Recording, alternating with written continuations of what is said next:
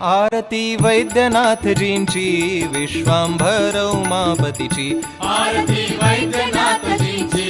विश्वांभर उमापतीची आरती वैद्यनाथजींची विश्वांभर उमापतीची